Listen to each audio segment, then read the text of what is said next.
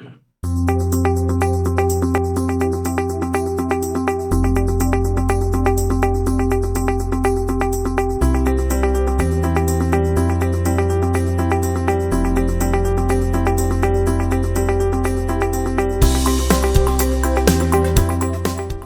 law matters can be both confusing and frightening. And with all these different questions, it's very difficult to find the source for answers. Well, here's one for you. You can ask Andrew. Ask Andrew is the only online-based call-in show where Andrew Feldstein of the Feldstein Family Law Group makes himself available to answer all of your family law questions. So tune in and ask Andrew.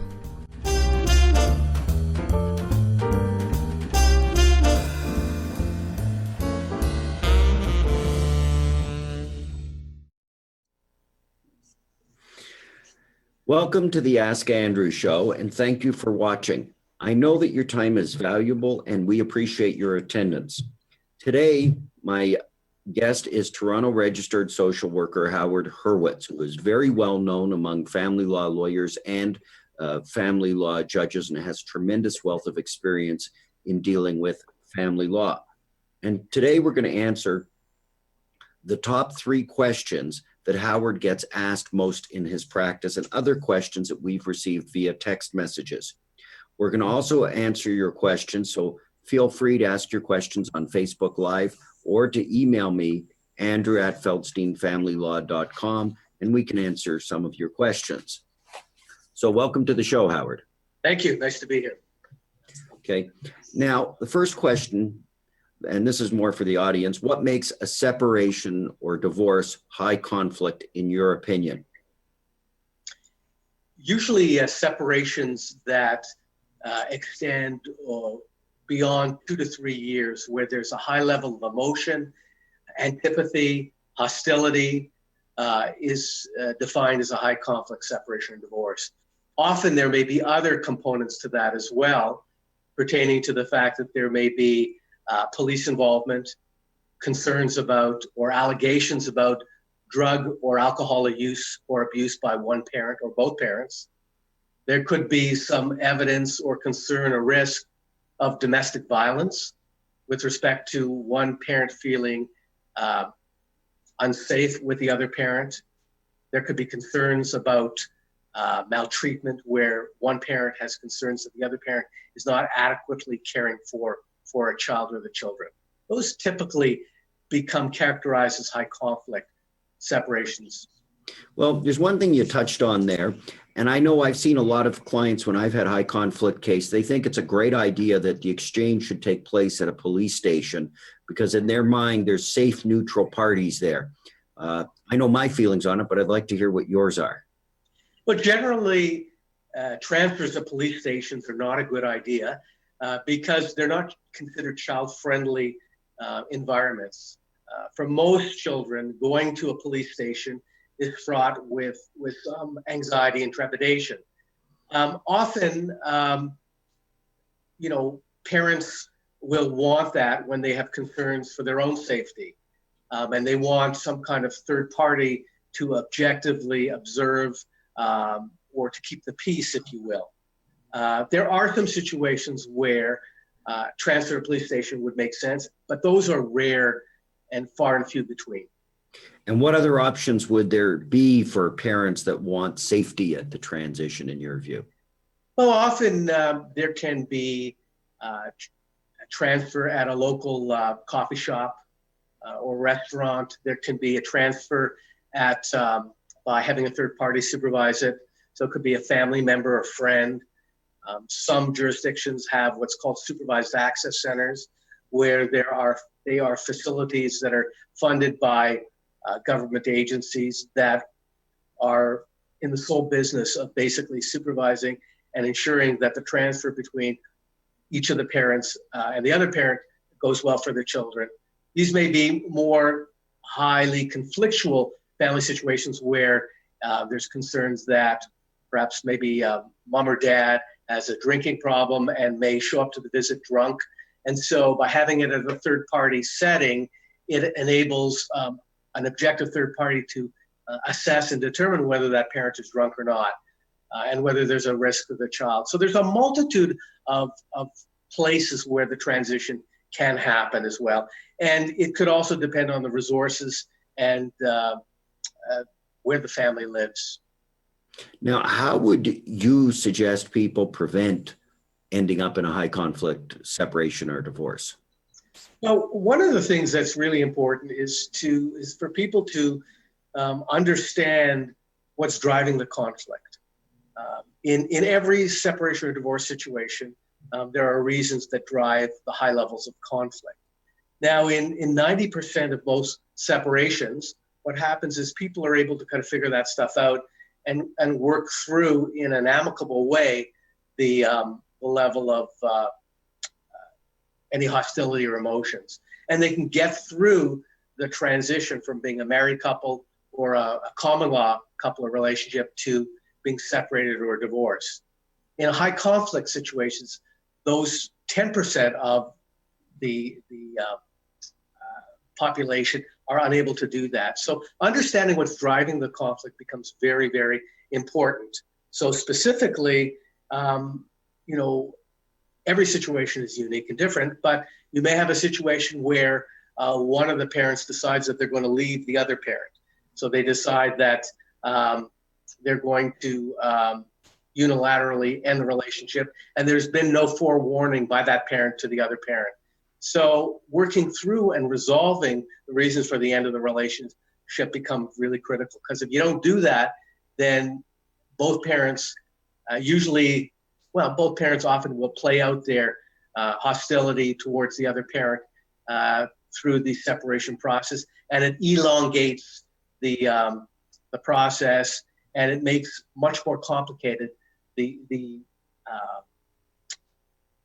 number of activities and the number of work that has to be done to separate the financial and child custody and parenting arrangements that both parents typically have to do when there's a separation. Well, that leads into a question that I saw came in on YouTube, and it was about the concept of who pays for the social worker during separation. Do both parties pay for the social worker, or does each get their own social worker? And as a family law lawyer, I would start off by saying each person, it's a great idea to have somebody to talk to who isn't in their world, and a social worker allows them to go through that. What do I mean by that? When you're going through separation or divorce, you want to talk about your personal life, basically to everybody who's going to listen, because you're angry, you're frustrated, you get a lawyer's letter, it frustrates you even more. If you're being smart, you don't call your lawyer for these things because we're just far too expensive for it. But when you tell your family members and your close friends, they become cheerleaders. And when they become cheerleaders, they sometimes can encourage you to do things that we as professionals will say, don't do it. You know, I know one person, he will say, I've heard him say this to a guy, you're splitting up with your wife, you have the money, cancel all the credit cards, cancel them all, make sure she has no access to money. As a lawyer, I would never tell a client to do that, because just picture the optics when you go to court and the wife says, I dragged out the 3 kids between 2 and 6 to the grocery store. I had them there for an hour while we're shopping, so I have food for the house. I got to the front of the line and my credit card wouldn't work. Picture the optics. They're terrible. You don't want to do that, because then you look like you're strong-arming the other side. So you got to remember, when you're talking to family and friends and they're being your cheerleaders, they have your best interest, but they may not have the best answers. Contrast that with someone you're going to who has experience, someone like Howard, who has experience dealing with divorce and family law and understanding what you're going through, and is there to listen, not as a cheerleader, but to give you the right advice that you need to get through the process. That's something that can be really important and really helpful for people. What do you think about that, Howard? I think you're raising an important point, and that is when you're going through a separation or divorce, you want to be smart about how you do that. And if you have a lot of hostility towards the other parent, you want to be able to work that out and be able to resolve that or try to come to terms with it in a way that doesn't interfere in the business of trying to work through the separation. So for many people, the smart people, they see a therapist. They may have families and friends that give them good advice, but for many people, their families and friends will just echo what it is they are saying or what they're feeling. So part of what you also need to be mindful of is that getting third-party objective input and counseling can be very helpful. Divorce is one of the most stressful life experiences, along with the death and with unemployment and with moving. So everybody goes through stress, and it's very natural to do that when you're going through a separation or divorce. So it's important to kind of recognize that you need some assistance around doing that. You're not going for help because you have mental health issues, but you're going because you need a bit of a coach, somebody who can provide some assistance. And having somebody to talk to and help you work through some of the unresolved emotions becomes a really important thing and a smart thing to do. And when you do that, you're able to kind of, talk about with your therapist that, you're unresolved about whatever issue is still something you're struggling with. It may be the ending of the relationship, or the uncertainty of what's going to happen for you, or the anger that you feel that the other parent may have deceived you, or they've been involved in some kind of extramarital relationship for a long period of time. Whatever the issue is, working that out is important so that when it comes to meeting with the other parent and deconstructing the financial and parenting issues related to the divorce, that you can do that in a reasonable kind of way. That becomes the essence, and that's important. Now, some social workers, some psychologists are helpful with both parents in terms of providing mediation or other kinds of services. And in that kind of situation, the therapist or the divorce coach or social worker or psychologist would work with both parents in an effort to try and help them amicably work through and come up with some kind of parenting plan or some kind of other detail related to the separation itself. So in circumstances, when someone hires a social worker on their own, that's something that they're going to pay for. When they go to somebody who is going to be a mediator or a parenting coordinator, that's something they usually jointly pay for, but they have to coordinate how much each of them is going to contribute for that particular person who is helping out. But keep in mind, there's nothing to be ashamed of in using a counselor when you're going through a difficult time like that. And in fact, you should. Now, I see there's another question came in on Facebook, which says the law refers to I think it says SSAG, or at least it should say that, which is the Spouse Support Advisory Guidelines, which have a set of financial disclosure forms. Must these forms be completed according to the law? Well, there are two sets of guidelines. You have child support guidelines, which actually is the law. The Spouse Support Advisory Guidelines are just that, advisory. But here in Ontario, the Court of Appeal has said that a court needs to follow the Spouse Support Advisory Guidelines. And if they don't, they have to treat it like previous case law. They have to explain why they shouldn't. Now, as part of the process in family law, you need to exchange sworn financial statements, and you need to exchange certain financial disclosure and certain financial documents. Should you do it? Yes, you should. The reason why you should do it is very simple. The family law says financial disclosure shall be exchanged. It doesn't say may, it doesn't say should, it says shall. And when someone walks into my office and they say, I signed a marriage contract or I signed a separation agreement and I don't like it, I'd like you to try and set it aside. I want to get a redo, in essence. I want a do-over. Well, the first thing I'm going to look at was their financial disclosure, and was it satisfactory? If there wasn't, you're now opening the door, because the Ontario Court of Appeal in a case called Levan says we can, if there's a lack of financial disclosure, we can also look at, was the agreement fair? And one could argue that simply because it's an agreement that may be doing something outside the legislative area, making it a little more one-sided than the other, like in a marriage contract, if you didn't give all the disclosure, then it probably is unfair. And you may be risking it being set aside. So should you give the disclosure? Absolutely. Whether it's on the form that's done as a sworn financial statement or you give it in a different format, that's not necessarily critical. I usually would tell my clients you should do it on the form, because when it goes to another lawyer, they're going to be more familiar and easier to understand the form. And in addition to that, the form gives you a great basis to know what your obligation is to disclose and what you need to give. not really your topic there or the topic of the show, but I hope that helps the person who called in. Now, getting back to the theme of the show, Howard, how are children impacted in a high conflict divorce? Children are always impacted, and the signs may not be as obvious or as visible, but there are always kind of emotional and psychological scars and impacts on them. We know from the literature and the research that kids are always impacted. So it may be a behavioral impact. Their behavior may start to decline. It may be an emotional or psychological impact. So their thinking and approach to relationships may become distorted. They may start to be affected in terms of how they perceive each of the parents. They may start to align themselves with one parent. So for example, they may look at favoring one of the parents, their mother or their father.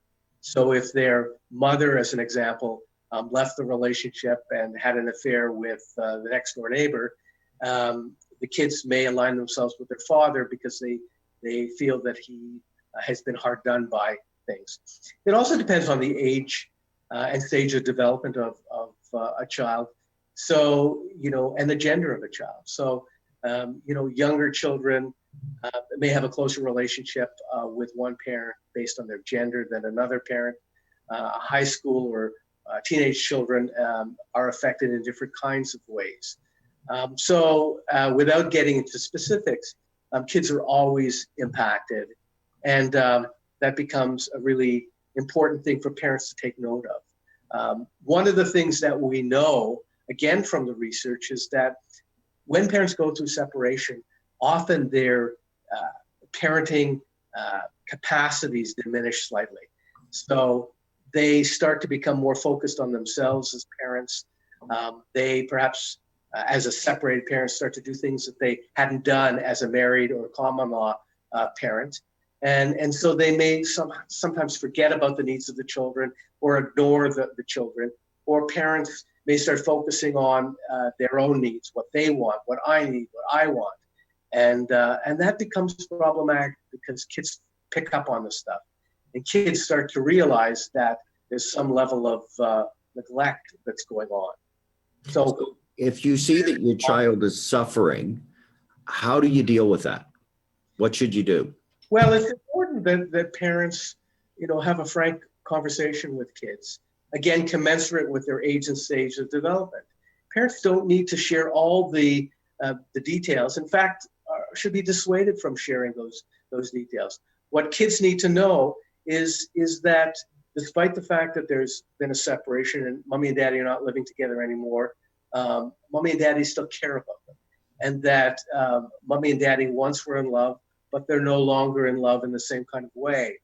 And that it's really important that parents reinforce and reassure kids that it's not their fault.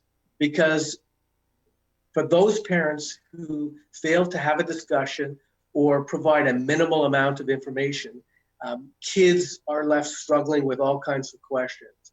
And the only way to kind of understand how your own child is going through it is to have a conversation with them.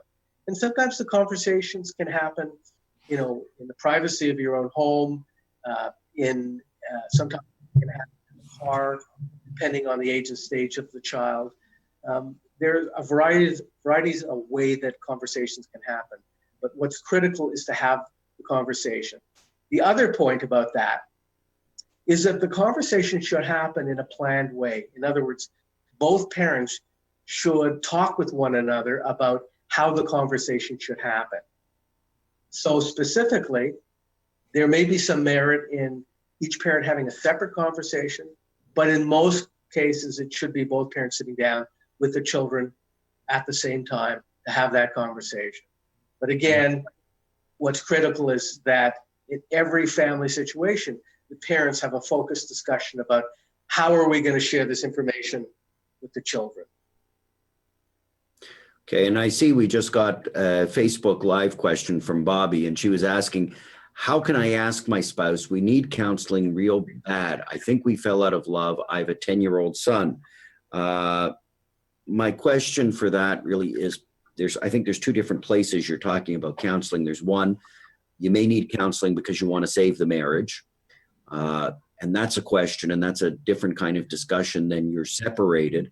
And the counseling that you want is to be better at being co-parents. And I think the way you would ask would be very different, that if you're together, you're trying to ask about saving a marriage. And I always remember what one counselor said to me, and it really stuck with me because they said this 15, 20 years ago. And they said, when you go buy a car or you lease a car, you take it in for a tune-up a couple times a year to make sure the car operates. When you get married, you don't do anything to make sure that your marriage is being tuned up and still strong, i.e. maybe going to see a counselor and doing things you need to do to keep your marriage alive. And people take that for granted. So why do we treat our cars better than we do our marriages? I thought it was an interesting way to put it. Maybe it's because I like cars. But for Bobby, I think I would say, and Howard, you can jump in with this, I think you have to have a candid discussion with your spouse if you're still together, that you value the marriage. You have a 10-year-old son. You both love the son, and you want this marriage to work, and that you think you both need to go get help in order to make it work, in the same fashion of you need a tune-up. Yeah, I would agree with that. And I think the other point is that you want to do whatever you can on a preventative basis. In other words, if your gut is telling you that the relationship is in trouble, you want to have a frank discussion and a sensitive discussion with the other parent. And if you anticipate that the other parent is not going to be supportive of the need for counseling, then you want to focus in on yourself and say, look, I'm really concerned about what's going on, and I'm worried. I'm worried about us. I'm worried about our children. And I want us to do things in the right way, whatever that means. And I want us to look at the options. And I think that as parents, we all want to do what's right for our children, and we want to be able to make wise and informed decisions. And so this notion of talking to somebody who can give us good advice can be really helpful. And again, that could be friends or family members, but you want people who are going to give you honest advice and not just agree with you all the time. So the notion of prevention becomes critical. And I think that there's a very different type of ask when you're separated. Sometimes you have your child is suffering, or or multiple children are suffering. Sometimes you're struggling in your ability to co-parent with your former spouse. And the way you ask will depend on what the relationship is like with your former spouse. If you have a really good informal kind of relationship, you may ask them at a time when you may pick up the phone and call them and have a very candid discussion. Some people can't communicate that way with their former spouse, and they do it more by text messages or emails. And if it's by text message or emails, then you do it that way. And you say, you know what, we can see our child is struggling in school or having problems. Maybe we need to get some help. And here's a counselor that I think is great. What do you think? Make sure that you're not making it in a demanding way, because if you make it as a demand, your former spouse is more likely to get their back up against their wall and will most likely say no. But if you focus it on what's best for your child and don't make it a demand and ask them for participation, I think you're going to do a lot better. The only other thing I would add too is that, sometimes third parties, so a mutual friend that you both trust, or a clergy, a priest, a rabbi, can be helpful, and they may be able to reassure the one person who's reluctant to seek out some professional services. So the key with that is to ensure that somebody is the person you seek out for assistance with is trusted by both parties. The only thing I'd add to that, and then I'm going to go to Amber's question on Facebook Live, is that when you are going to clergy members and family, you have to be cautious, because some clergy members may have what we might consider to be very traditional views of the world. And those traditional views may not be consistent with what a court may do or what you may want. And you need to be very concerned that they may try to say to you, you should stay in the marriage, even if you're in an abusive relationship, because of religious reasons. They may be of the view that the religion requires a certain person to be the custodial parent. So be cognizant of that when you go to a clergy member for advice as to whether or not they seem to be more modern or more traditional, and whether that suits your purposes. Now, On Facebook Live, we have a question from Amber. What happens if someone just ignores the order and refuses to release the financials? Well, that partly depends on where you are. Let's say this happens in a court action, and you have a court order that says the other side is to release documents, and this happens all the time. You have options. One, you can bring a motion to strike the other side's pleadings. That means they will no longer be eligible to participate in the litigation regarding the financial issues, because the court won't strike pleadings with respect to child-related issues, but they will financial. The other thing, and this is a really creative decision in one court, decided to say for every day that, in that case, it was the husband, did not produce the financial disclosure that he was ordered to produce, he had to pay, in essence, a fine to the former spouse. I think it may have been something like $250 or $300 a day. So there becomes a real incentive for someone to start producing the disclosure if there's a consequence to them. So unfortunately, when someone refuses to comply with a court order, you have to look and say, what are the consequences? The other thing you can do is you can bring a motion for contempt of court. You could ask them to be incarcerated. There's all sorts of relief a court can do in finding of contempt, but contempt requires proof beyond a reasonable doubt, so it has to be really clear. So the disclosure can't be something that, well, they may be able to get it, maybe they did, maybe they didn't. It has to be very clear. So if there's a court order that you were to produce a 2015 tax return and you didn't produce it, that would be clear, and there could be a finding of contempt because that has a criminal nature to it. So you got to be wary of, you got to understand that you can go for contempt.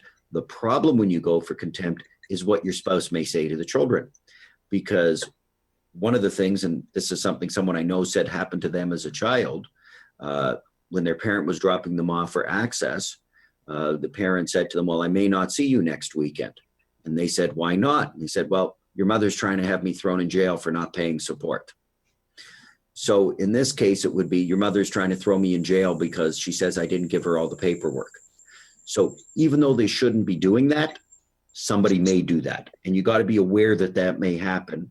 And if it does happen, how are you going to deal with those questions from the children? Because the children may be very angry to hear that mom or dad is trying to put the other parent into jail. I don't know if you have anything to add on that, Howard.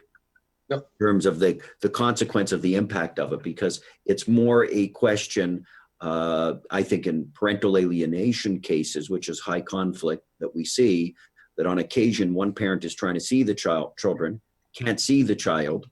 There's a court order for it, and someone just says, well, the kid doesn't want to go, so they bring a motion asking for contempt of court, and then the parent who is the primary caregiver says to the children, well, I may not be around this weekend because your mother or father's trying to throw me in jail. And that's a real risk with some really negative consequences that I'm sure you'd agree with. Yeah, and I think the other thing is that as a parent, you want to be careful that you don't share any information about the court proceedings, whether it's financial or other litigation, with the child. Often parents and very high conflict families I see, parents, find ways to justify sharing information with kids. And in probably 90% of situations, it's a bad mistake to do that. There may be some pieces of information that are worthy of being shared, but most stuff shouldn't be. Because what that does is that has a net effect of bringing the child immediately into the middle of the conflict between both parents. And that's a cardinal rule that you never want to do for the sake of the welfare of your child. Now, I saw a question from Rudy on Twitter, which was, can you get a court order for marriage counseling? Some judges are of the view that they can make that order because it's incidental to an order of custody. I've seen some judges that don't want to make that kind of order. At the end of the day, it's a good thing to be suggesting to the other side. It's a good thing to be showing to a judge, or if the Office of the Children's Lawyer is involved, or an assessor, that you want to go to counseling with your former spouse so that you can improve on your parenting, that you can take courses like Families in Transition so you can improve your parenting skills. If you're doing that and you're serious and you're genuine with that, a court's going to look at it when they have to make a decision on the schedule or on custody of who is able to make, whether or not both sides can make decisions together and one person's willing to do that and the other isn't. There's certain conclusions that a court is going to draw from that, unless there was a really good reason why they shouldn't be willing to go. So even if the court can't do it from a strategic standpoint, it's a good thing to do. But if you are suggesting it, be genuine, mean it. Don't just be doing it for tactical reasons, because remember, at the end of the day, if you both go, what you're doing is you're hopefully being good to your children and making your children's lives better. And that is the most important thing in divorce or separation. Do you have anything to add to that, Howard? No, I would agree with you. Okay, I see that we're coming to the end of our time. We usually do 30 minutes and it's 1:30. So I wanted to thank everyone for watching, and I wanted to thank those who've participated with questions. I hope that you've enjoyed the show. Our next show will be on April 27th, 2017 at 1 o'clock. And if anyone has a request for a certain topic, feel free to email us at info@feldsteinfamilylaw.com or message us on Facebook, because we'd love to hear your ideas and to start incorporating them into some of our shows. And Howard, it's really appreciated, and I appreciate your input as always. Thank you for joining us today. Thank you.